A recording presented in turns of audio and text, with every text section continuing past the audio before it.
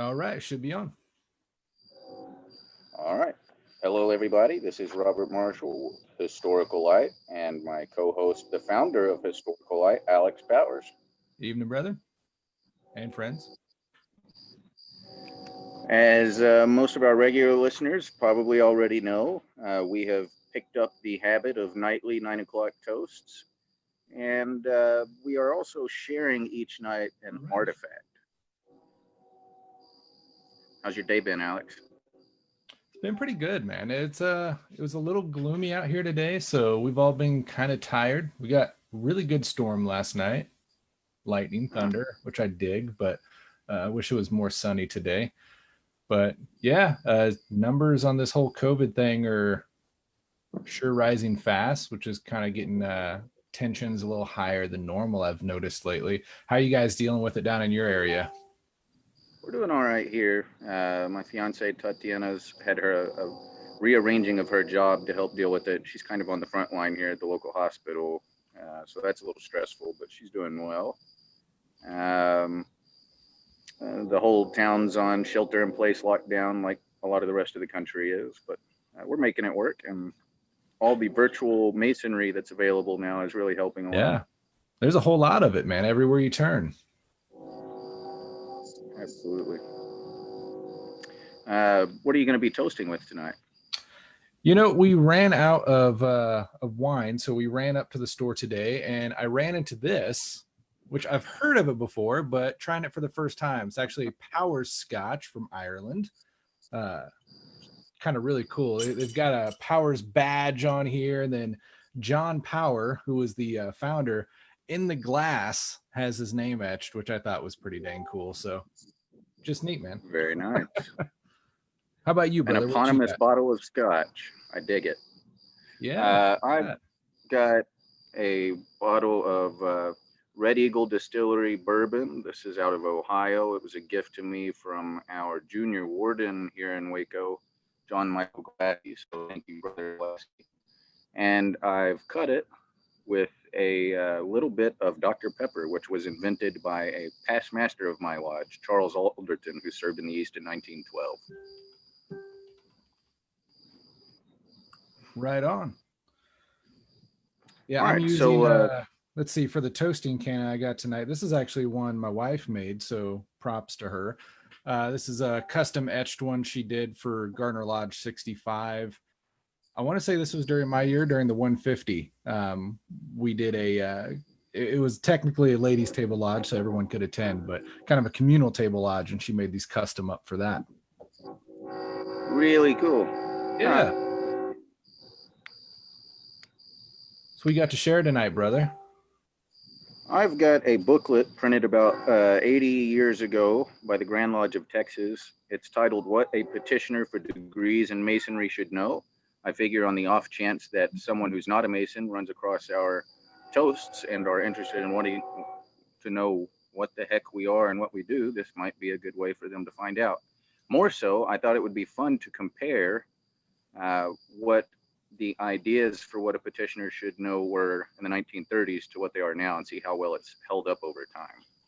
What do you think? Do you think this is going to be something that you think will fit well with what you believe a petitioner should know, or do you think it will be outdated and useless? Man, you know that's a good question. I'm gonna go on the side that I think it would fit well. I I get the opinion that from the old days, they were much more esoteric and stuff than we are today. And I'm often more pleased with the description and stuff that we see presented of masonry back then versus kind of not to make it sound bad, but today it seems like you're just trying to sell it to everybody. Yeah, Back then they were more direct to what it was. So I'm on that side that I'm really hoping that I'm really going to side with it. I think it's going to be a good one.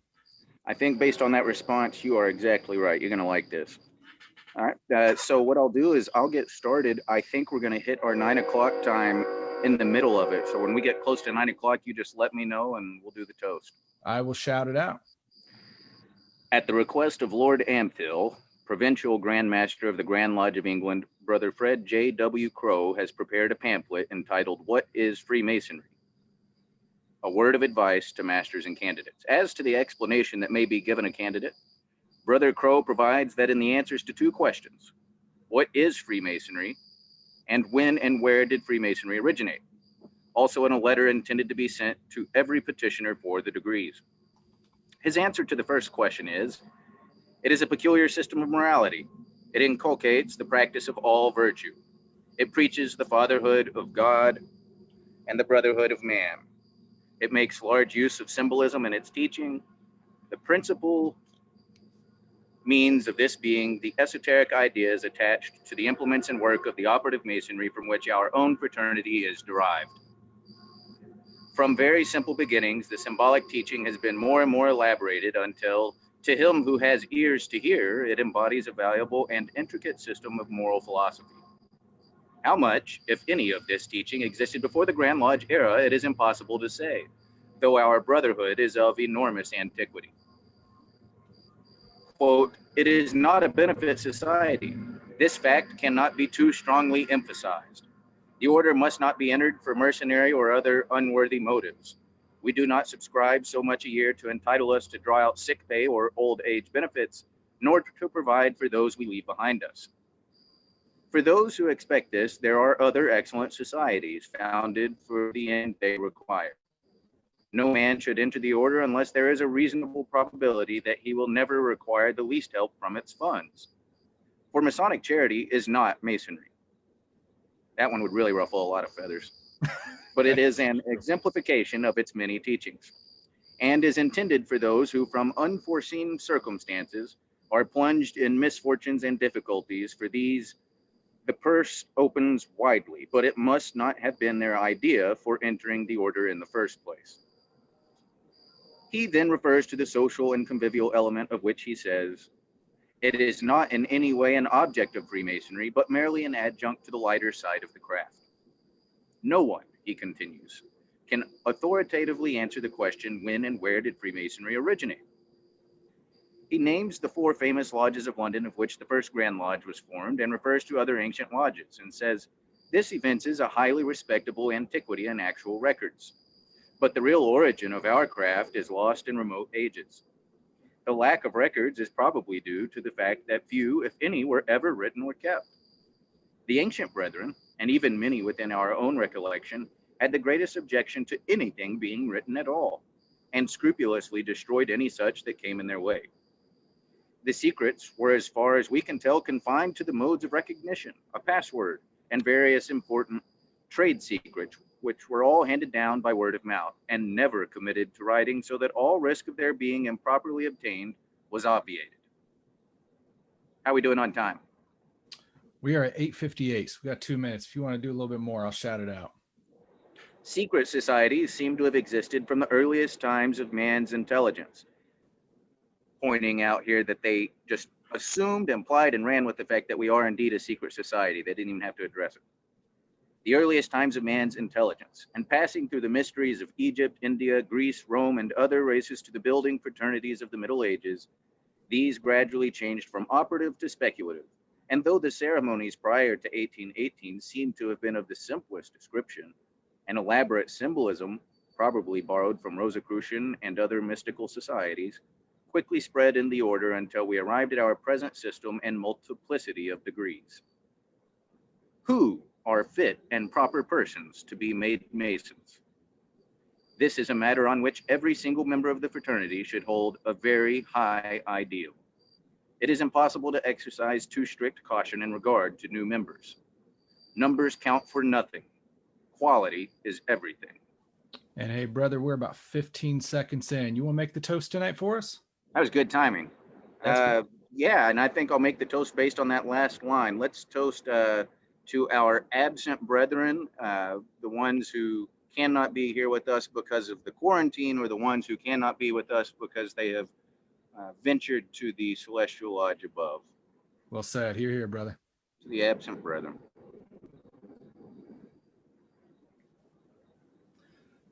So I noticed in there, brother Tom McGuire put, wow, 100% agree. That was an awesome write-up, man.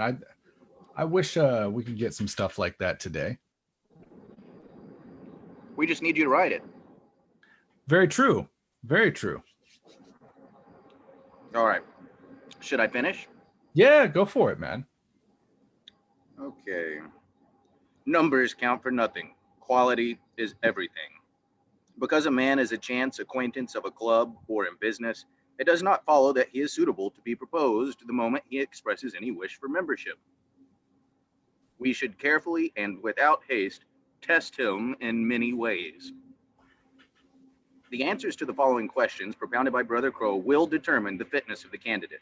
This is going to be good. This is going to be a series of questions, the answers to which the Grand Lodge of England and the Grand Lodge of Texas, by sake of the fact that they printed and shared this in the 1930s, must have agreed would determine whether somebody should become a Mason or not. Is he on the straight and narrow? Has he self-control and moderation in his life and habits? Can his discretion and secrecy be depended upon when pledged? Is he intellectually qualified? I think there was a typo. Is he intellectually qualified to fill with credit to himself and the fraternity the highest office the lodge can bestow upon him? Has he sufficient idealism to see in our ceremonies the solemnity and beauty they undoubtedly possess, and which will lead him on to pursue his researches into their hidden meanings instead of finding them wearisome repetitions? Has he sufficient integrity in common with the other members of the lodge to aid in the completion of the mosaic picture, to use a metaphor, formed by the individuality of his fellows instead of spoiling the design? Is he prepared, as the essential first principle, to solemnly affirm his belief in God, the sovereign and supreme creator of the universe, not a sectarian deity, and have one of the greatest beauties of our craft comes into play, namely its universality?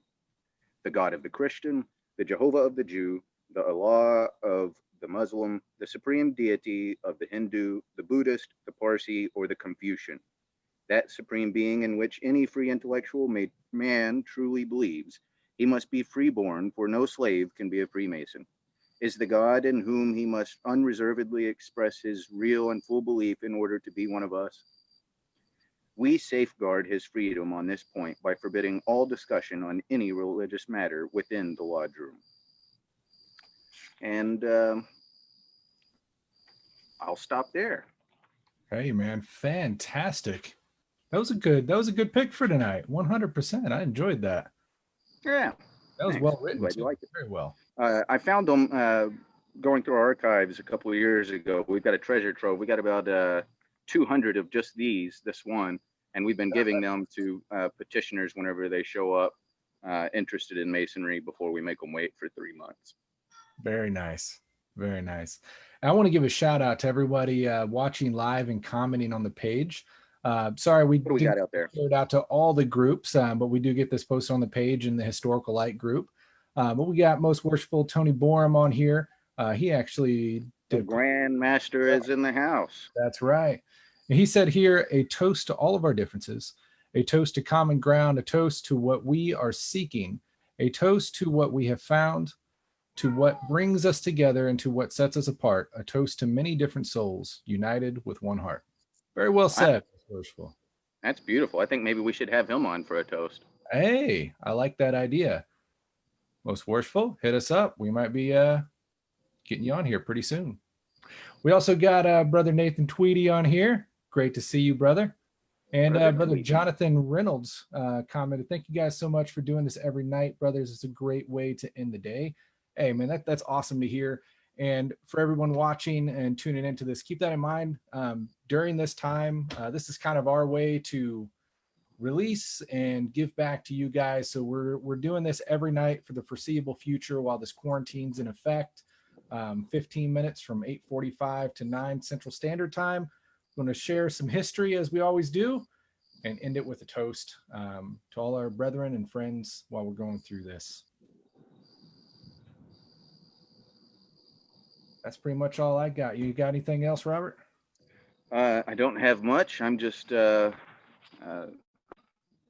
my time here in the driveway since I cannot go across town to the lodge due to the quarantine. And I would like to point out, you mentioned Brother Tweedy, who's been a guest on the show before, speaking about the amazing history of Otsego Lodge up in New York, who also used to work at the Cooperstown Baseball Hall of Fame, which is Indeed. pretty cool. He's done a lot of research on the number of Masons who are in the Hall of Fame. That's actually a rather high percentage, which is interesting work he's currently doing. And you mentioned Jonathan Reynolds. Brother Reynolds is the author of a series of children's books known as Monster Street. And they are very well reviewed by lots of people, including my nieces and nephews, as well as R.L. Stine himself. If you're a 90s kid, then you know who R.L. Stine is. He's a big fan of Brother Reynolds' books. So if you've got kids, you want to check those out. Fantastic. All right. With that, everyone, we will see you tomorrow night for another live, another toast, and as always, some more history. Take care. Stay safe out there. We'll see you tomorrow. Evening.